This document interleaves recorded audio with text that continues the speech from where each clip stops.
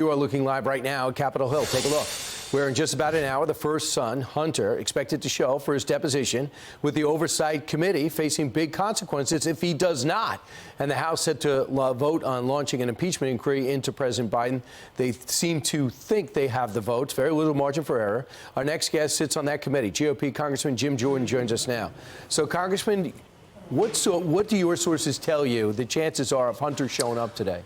Yeah, I mean, we'll know in an hour, Brian. We don't know. As of yesterday, when I talked to our lawyers on the committee, they had not been able to get in contact with Mr. Lowell. They've had lots of conversations with Abby Lowell, Hunter Biden's counsel, for a long time. But here in the last several days, they haven't. So we'll see if he shows up or not. But we're committed to getting the facts. We're committed to moving forward. And I think we're going to have the votes today to have a majority of the House of Representatives go on record officially saying we're in an impeachment inquiry phase of our oversight. Besides Ken Buck, has anyone told you they're not voting for it, or has anyone told you I haven't decided yet?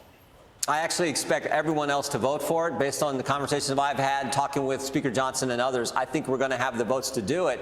And this is important because, I mean, the impeachment power resides solely in the House of Representatives. If you now have a majority of the House of Representatives going on record and saying we are officially moving into this phase of our constitutional duty to do oversight, then courts look at that, and I think in a much stronger way. All the scholars say this. We think we get these witnesses in a more timely fashion. We think we get the documents that Mr. Comer's been pursuing. We think we get those documents in a more timely fashion. We think it moves faster, so we get the facts for the American people. And again, I already think the evidence is pretty darn compelling, but there are a handful of people we still need to talk to and some documents we still need to get before we make an ultimate decision on whether we move forward with articles of impeachment. And the timing in which you bring the big guests, the big witnesses is everything, because you need background information. It's hard to get a do-over. Right. You found out a few things from Devon Archer. You want to focus on December 4th and also his meeting with the richest woman in Moscow.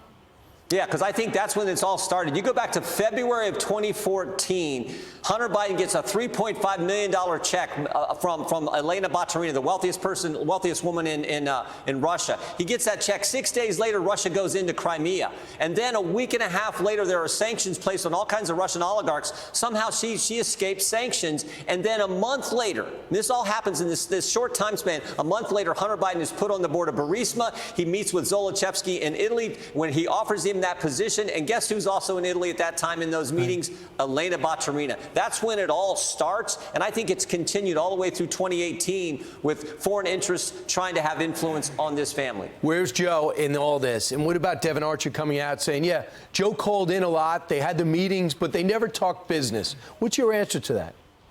Well, on December 4th, 2015, when Zolochevsky, the head of Burisma, asked Hunter Biden and Devon Archer, we need help relieving the pressure we are under from the prosecutor in Ukraine, the very next thing Hunter Biden does, according to Devon Archer under oath in his deposition, is Hunter Biden gets on the phone and calls his dad. And then 3 days later, his dad goes to Ukraine and gets the prosecutor fired. And more importantly, he used your tax dollars, your viewers' tax dollars, American tax dollars to make that happen. He conditioned the money on the firing of the prosecutor who was applying the pressure to the company Hunter Biden was on the board of. That's not supposed to be how it works. I tell people this story is as old as the hills. Politician does certain things. Those actions then benefit his family. And then there's an effort to conceal it. And that's what I believe David Weiss has done for the past 5 years in his investigation of Hunter Biden. All right. So you don't know what you don't know. You went into the original inquiry and you found out these revelations. From what you've already done, when Kevin McCarthy just says, yeah, we're doing this,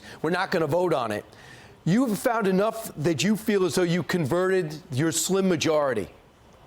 Yeah, I think they will now officially vote for it. I think when we have that vote today, I think it's scheduled around noon, the debate, and it will be sometime this afternoon when we actually have the vote. I think it'll pass. I think we move into this official phase, and then we need to talk to Eric Schwerin. We need to talk to Rob Walker. We need to talk to Tony Bobolinsky, all under oath. We need to talk to Kevin Morris, the guy who paid a bunch of Hunter Biden's taxes, just out of the blue. Shazam, I'm going to pay his taxes. We need to talk to Jim Biden. We need to talk to two lawyers at the Department of Justice, who the Department of Justice has prevented us from having in for an interview. Mark Daly and Jack Moore. We need to talk to these two guys because they originally said we should charge for the 2014-2015 tax years when the bulk of the Burisma income came in.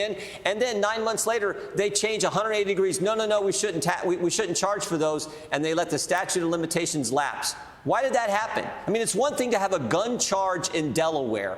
It's another thing to charge for those Burisma tax years, because Burisma gets you to the White House. Burisma involves Joe Biden, and they let the statute of limitations lapse for those. I think that's critical information. We want to talk to these lawyers. Department of Justice says, no, we're not letting them come in. I think after this impeachment inquiry vote, where the majority of the House goes on record, I think there's a much better chance we get access to those witnesses. Right. We know that when Paul Manafort didn't answer, he went to jail. So we'll see if these guys are going to do it.